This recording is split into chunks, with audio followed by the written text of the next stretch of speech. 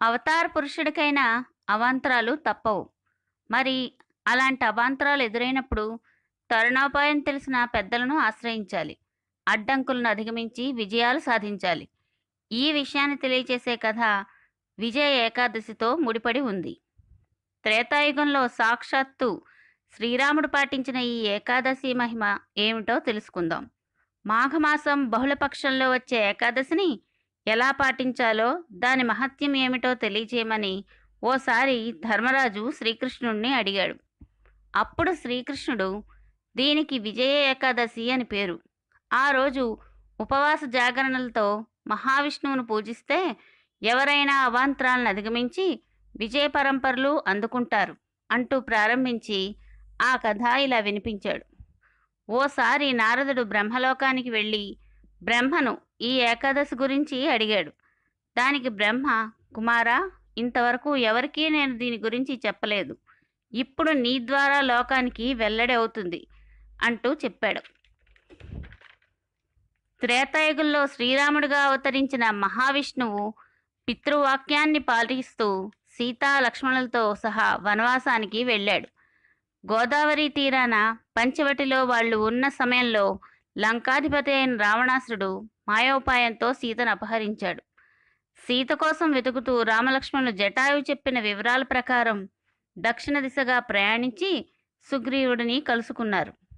వాలిని సంహరించి సుగ్రీవుడికి పట్టం కట్టాక సీతాన్వేషణ కోసం హనుమంతుడు బయలుదేరాడు. లంకలో సీతను కనుగొని లంకాదహనం చేశాక తిరిగి వచ్చి ఆమె జాడను శ్రీరాముడికి నివేదించాడు. రావణుడితో యుద్ధం ఆసన్నమైంది. వానర సైన్యంతో శ్రీరాముడు దక్షిణ సముద్రమైన రామేశ్వరం చేరుకున్నాడు. ఎదురుగా అనంత సాగరం అవాంతరంగా నిలిచింది. అంతులేని ఆ సముద్రాన్ని దాటించి వానర సైన్యాన్ని ఎలా నడిపించాలనే సవాలు ఎదురైంది. ఈ విషయంపై చర్చించినప్పుడు లక్ష్మణుడు అక్కడికి సమీపంలోని వాకదల్భ్యుడు అనే మహర్షి గురించి చెప్పాడు. వాకదల్భ్యుడు బ్రహ్మ సాక్షాత్కారం పొందిన మహానీయుడు. వెంటనే శ్రీరాముడు ఆ మహర్షి ఆశ్రమానికి వెళ్ళాడు. సాగర రూపంలో తనకు ఎదురైన సమస్య గురించి శ్రీరాముడు ఆయనకు చెప్పి తరుణోపాయం ఉపదేశించమని వినయంగా ప్రార్థించాడు. వచ్చినది మానవ రూపంలో అవతరించిన మహావిష్ణువని వాకదల్భ్యుడు పోల్చుకున్నాడు.